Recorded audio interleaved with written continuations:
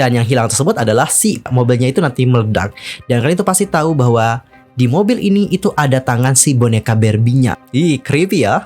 Yo, what's up guys? Yo, what's up? I'm Mr. Kim, welcome back to my YouTube channel. Nah, gimana sih kabarnya hari ini? Bebek aja dong ya. Kok pada lemes sih? Ayo dong semangat. Keep fighting ya, don't give up. Nah, jadi untuk hari ini kita akan ngebahas tentang teori dari J-Idol yang I'm a tomboy.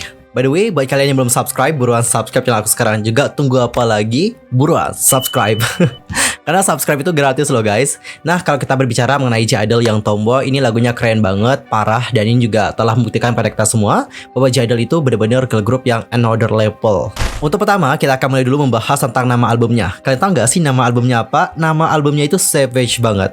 I never die. Aku tidak akan pernah mati. Woo, ini savage banget serius. Dan kalian tahu nggak sih sebenarnya kata ini juga kayak menjelaskan bahwa J-Idol itu memang nggak akan pernah mati gitu. Karena kalian tuh pasti tahu ya bahwa sebelumnya nih di saat J-Idol sudah mencapai puncak, itu banyak banget loh yang hate mereka, banyak banget loh yang iri sama mereka, dan banyak banget loh yang pengen jatuhin mereka. We know apa yang terjadi sama salah satu member J-Idol yang kemarin, yaitu Sujin. Yaps, Sujin memang sudah keluar juga dari J-Idol. But anyway, meskipun Sujin juga sudah keluar dari J-Idol, itu juga nggak akan membuat J-Idol mati. Ini tuh bukan berarti kalau J-Idol itu bilang bahwa mereka itu nggak perlu Sujin lagi.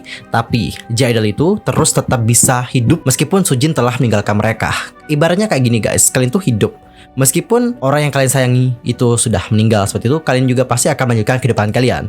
Begitulah dengan J-Idol, gitu sih. Dan kalian juga pasti tahu dengan simbol G. Simbol G itu kan artinya adalah girl ya, girl idol atau Yoja idol seperti itu. Dan huruf G itu juga dapat menjadi simbol angka 6 karena bentuknya juga mirip dengan angka 6 seperti itu. Dan sekarang dikarenakan Sujin telah pergi meninggalkan J-Idol, membernya kan jadi berkurang, jadinya 5. Dan di comeback kali ini kalian itu pasti lihat ya bahwa untuk huruf G-nya itu kayak disamar-samarkan gitu loh guys. Jadi yang kelihatan itu cuman idol doang. Apalagi di lirik lagunya mereka bilang just me idol, nggak ada G-nya. Dan kalian juga pasti ngelihat bahwa huruf V di sini itu ditulis sangat besar banget. Dan V kalau dalam bahasa Romawi kalau nggak salah ini kan angka 5 ya. Dan ini juga menjelaskan bahwa sekarang J-Idol itu membernya adalah 5 gitu sih. Dan selain itu para membernya juga telah menjelaskan tentang comeback kali ini bahwa Soyeon menyebutkan album ini menangkap pikiran dan juga perasaan para membernya tentang semua prasangka dunia. Dan mereka juga ingin menghadapi dunia tanpa mundur dan membuat album yang membuktikan nilai mereka. Lagu Tomboy yang menjadi single merupakan lagu utama yang menekankan sikap unik dan beraninya J-Idol. Melalui lirik yang belak-belakan, mereka juga ingin menekankan bahwa aku adalah aku dan gak ada standar yang dapat menandingi mereka. Wah, tebak banget ya. Dan sekarang kita akan bedah bagaimana lirik lagu dari Tomboy. Coba kita baca bersama-sama lirik lagunya. Lihat dirimu, kau tidak bisa mengendalikanku. Kalau kita pakai nadanya mini jadi kayak aneh gitu gak sih? Look at you. Lepas kendali, rasanya seperti minuman bersoda. Lihat kakiku, ada tato nama mantanku loh. Aku harus minum sekarang. Kalau kamu gak suka, justru aku suka sih. Why are you cranky boy? Kenapa kamu jengkel? Apa artinya kerutan di wajahmu itu? Kamu pengen boneka Barbie yang rambutnya pirang ya? Nggak ada di sini ya. Aku itu bukan boneka. Kata orang sih gila. Emang rugi banget buat gua. Keluarin aja deh kata-kata buruk gitu. Kamu akan kalah kok dari aku. Hal-hal kayak cinta ini nggak bisa buat goresan satupun di tubuhku. Aku sih no ya kalau buat naruh parfummu yang baunya busuk. Savage banget nih sumpah. Aku sangat tomboy. Aku akan menjadi tomboy. Ini adalah gua, aku akan menjadi tomboy. Aku nggak ingin main pingpong. Aku sih lebih pilih buat video TikTok ya. Ibu kamu kan membesarkan kamu seperti pangeran. Tapi aku ratu, gimana dong? Nah Cinggu, sebenarnya untuk lirik yang satu ini tuh kayak mengarah kepada pria kebanyakan zaman sekarang.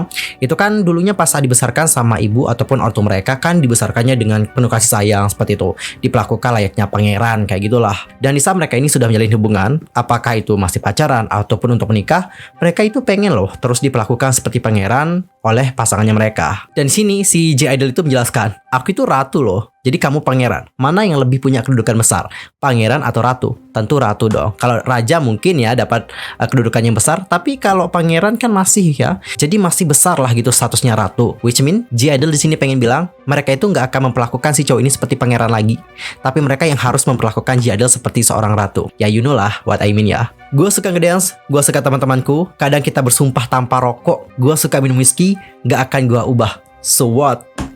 Ini savage banget sih liriknya. Kalian tau gak sih? Ini juga mengingatkan kita akan Sujin. Ya nggak sih? Sujin suka ngedance, Sujin juga suka teman-temannya, dan dia juga kalau nggak salah itu dituduh merokok ya, seperti itu. Terus Soyeon bilang ini, so what? Apa yang masalah? Wih, stay bitch. Ini haters pada ketar-ketir ya ngelihat lagu Soyeon yang kali ini. Sumpah ini tuh emang lagunya ditujukan buat haters mereka deh kayaknya ya. Well guys, tadi kita sudah ngebahas lirik lagu dari G-Idol yang Tomboy. Anyway, kalian tuh paham gak sih dengan Tomboy?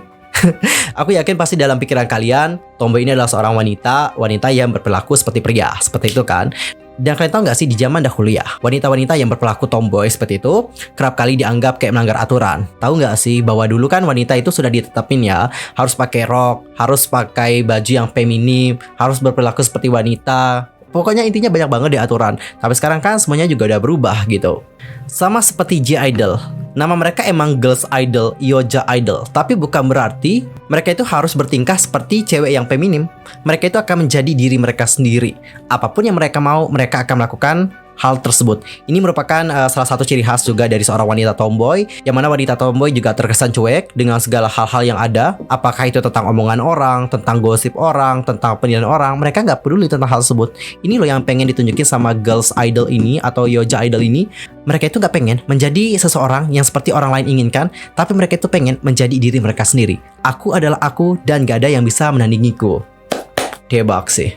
Dan guys, langsung aja kita bahas MP-nya. Dan sebenarnya ya, untuk plot twist dari MP G-Idol itu agak creep loh. Tapi pinternya mereka itu pakai boneka. Seandainya kalau mereka itu nggak pakai boneka, ini pasti dapetin rating 30++ deh. Karena emang ada banyak juga adegan-adegan yang sebenarnya adegan itu merujuk pada kekerasan seperti itu. Dimulai dari Mini. Mini ini adalah sniper guys, tapi pelurunya kalau diperhatikan akan membentuk cinta ya. Seolah-olah dia ini dapat membuat siapapun akan terpikat oleh peluru cintanya. Setelah Mini ada Mion. Mion itu akan bawa koper. Dan kalian tahu nggak sih fungsi dari koper yang dibawa Mion? Pinter banget sih anaknya papa. Siapa yang jadi papa di sini? Apakah aku? No, papa kalian lah. Jadi cinggu, koper yang dibawa Mion ini akan menjadi tempat untuk meletakkan si pria itu. Ih, creepy ya. Lalu ada juga Yuki dan juga Suhwa yang akan membawa mobil, dan tentu yang paling penting adalah Soyeon. Soyeon ini akan membuat pria itu terpikat dan juga masuk ke dalam jebakan. Kalian ingat Soyeon itu buat cake? Ya, resep Soyeon. Di sana dia tuh buat kue, dengan gaya yang super hot. Dia akan membuat kue yang enak banget ya kan? Dan di kue tersebut dia juga sudah meletakkan racun seperti itu, ditambahkan racun juga, sehingga nantinya cowok ini akan terbius dan akhirnya pingsan. By the way, kalian itu masih ingat gak sih dengan Barbie? Habis itu kan bonekanya kan dimasukin ke dalam blender. Tapi pas saat udah di blender itu kan diubah jadi kayak tomat atau apalah gitu. Intinya warnanya merah. Itu sebenarnya creep loh maknanya guys. Apalagi setelah itu color gradingnya berubah menjadi seperti ini. Ini tuh menjelaskan tentang bagaimana menegangkannya adegan tersebut. Dan Cinggu setelah makan kue bersama dengan Soyeon, si pria ini nanti akan pingsan. Habis pria ini pingsan, nantinya dia itu akan dibawa ke tempat eksekusi. Ini sebenarnya scene-nya agak seram sih guys, tapi karena pakai boneka mungkin agak kiowo ya kelihatannya, tapi tetap aja gitu kayak creep gitu. Terus apa yang terjadi dengan pria tersebut? Apakah dia sudah meninggal atau bagaimana nih? Kalian tahu nggak sih, ada salah satu bagian di bagiannya Mion, itu kan ada mobil ya, mobilnya itu nanti meledak.